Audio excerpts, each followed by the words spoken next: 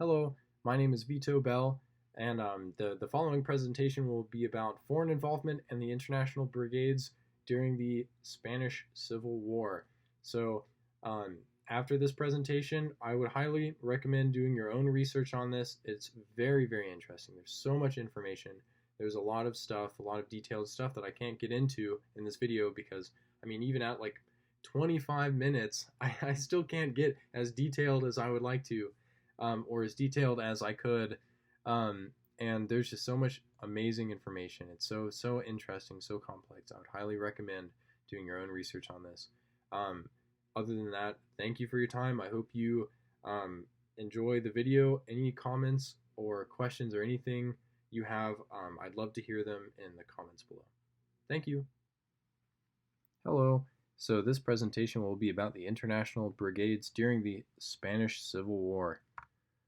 So before we get into the presentation, we're going to look at the table of contents. We will be covering pre-Civil War Spain, a general overview of the Spanish Civil War, American involvement, Soviet Union involvement, information about the brigades, and citations.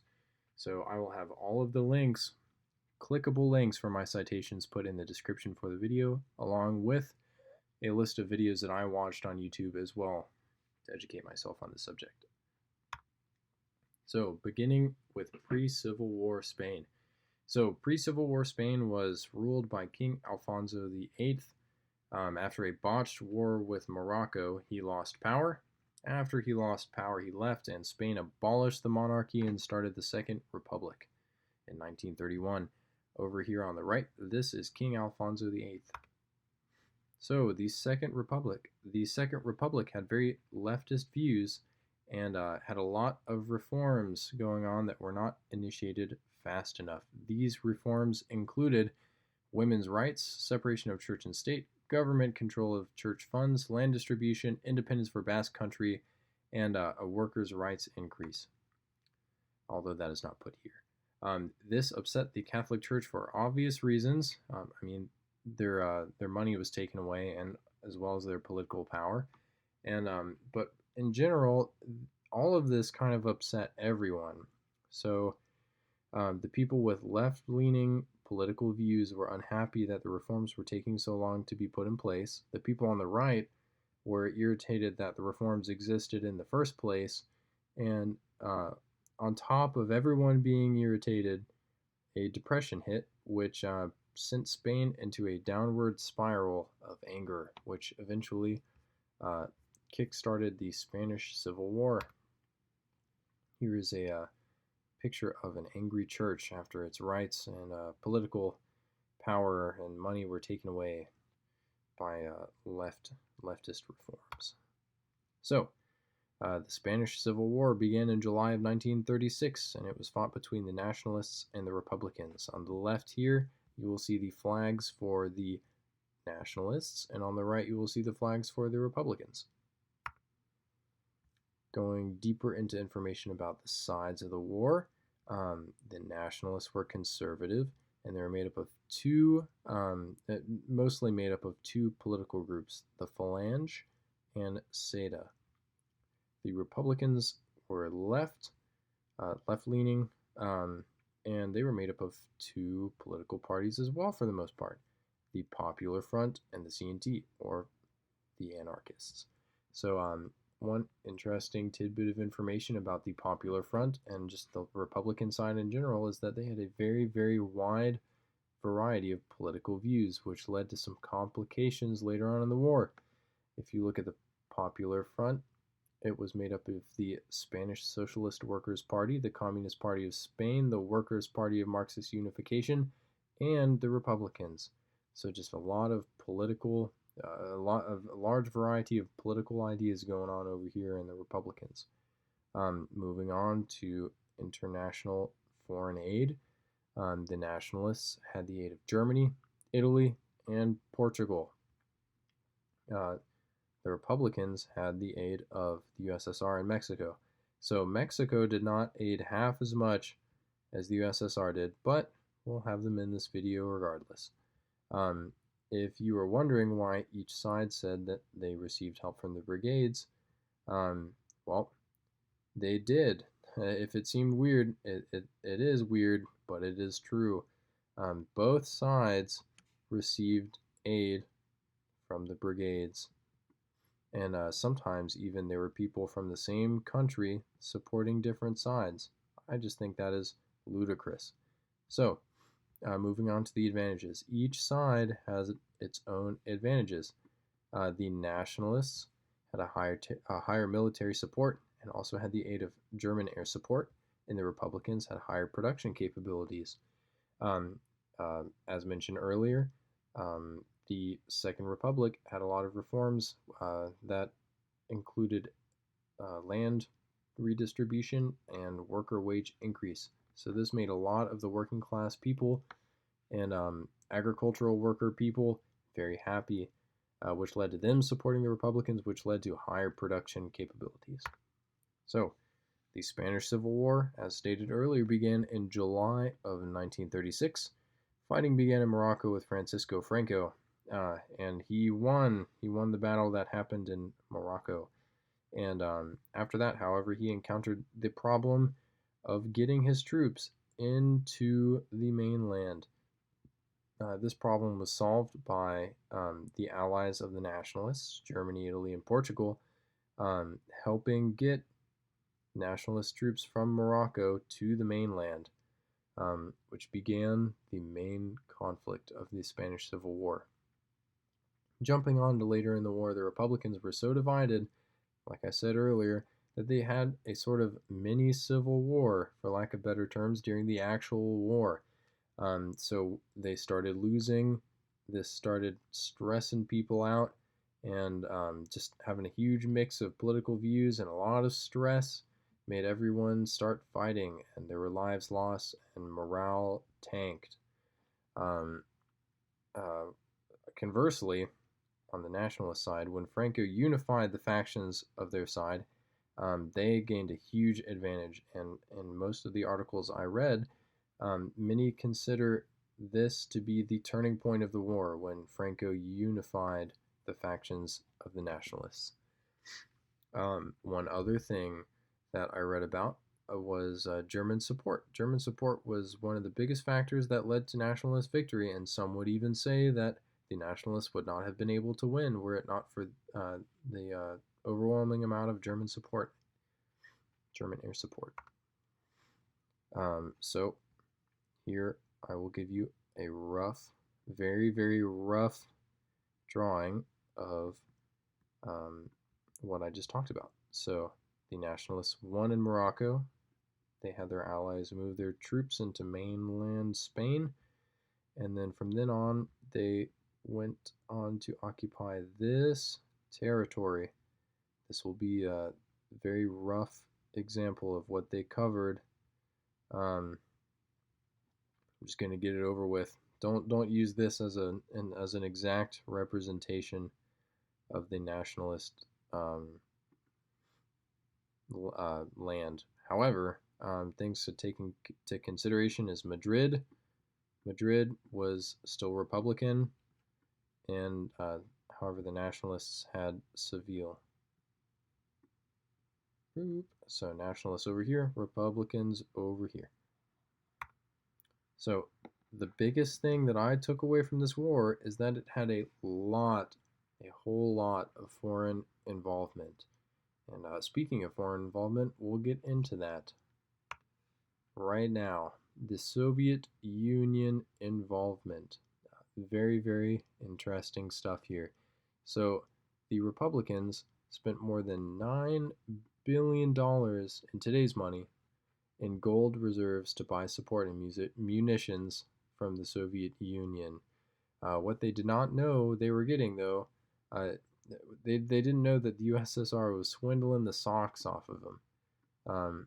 So the Soviet Union was swindling the socks off of Spain by grossly overpricing the munitions and the weapons they were selling to Spain, and they were pocketing the difference. At the end of the war, they had accumulated a large amount of money from doing that. Also, close to 3,000 Soviets fought for the Republicans. There were not 3,000 Soviets in Spain at one time. This is just a number saying that at the end of the war, a total of 3,000 Soviets had fought for the Republicans. So another tidbit of information is Stalin started the first international brigade.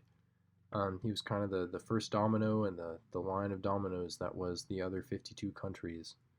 One other very interesting piece of information that I think is very interesting and almost comical is that the Soviet Union also kept the passports of the brigade volunteers.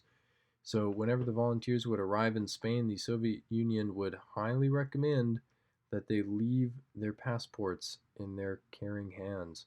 And at the end of the war, the Soviet Union kept the passports of all of the fallen volunteers, and even in some cases, the passports of living volunteers.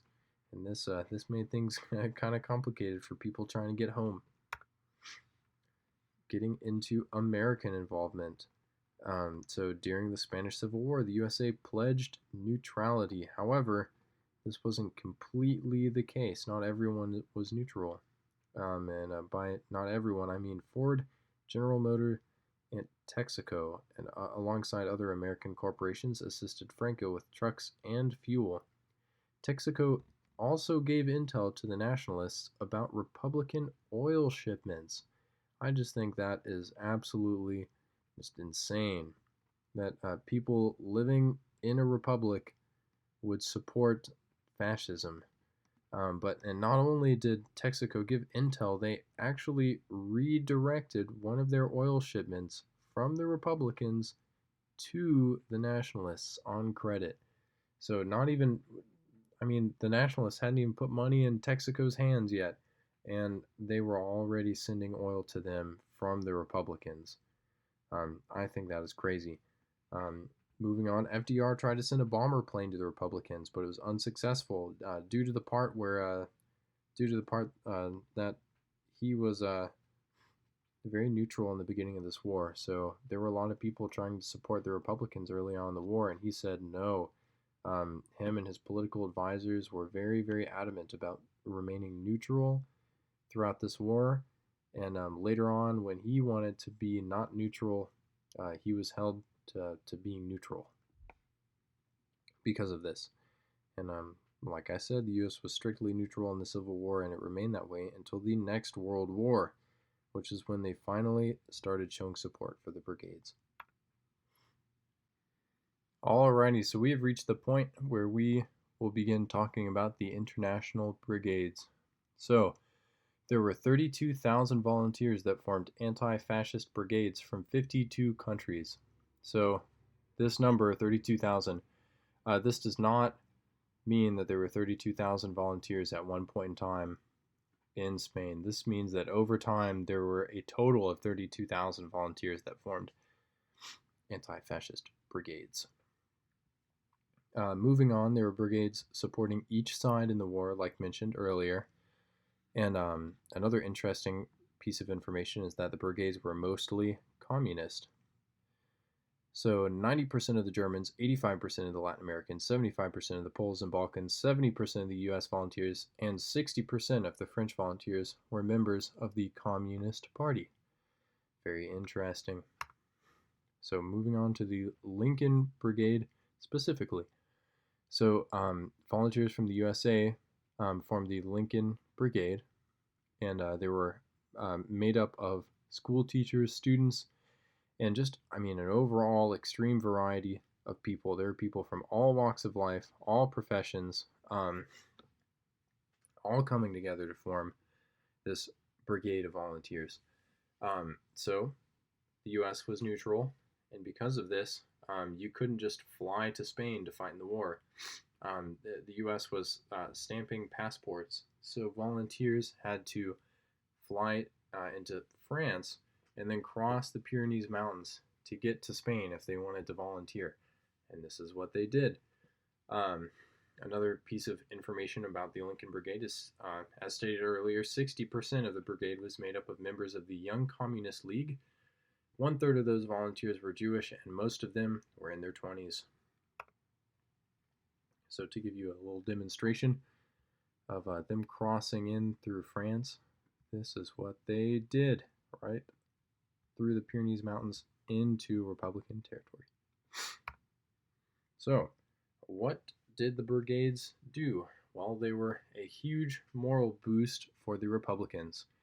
I can't imagine fighting in a war, fighting in a civil war, and then having tens of thousands of people from other countries coming in and supporting.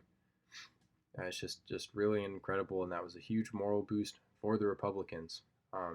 Moving on, they fought on the front lines and helped to buy time for the Republican forces to train their own military.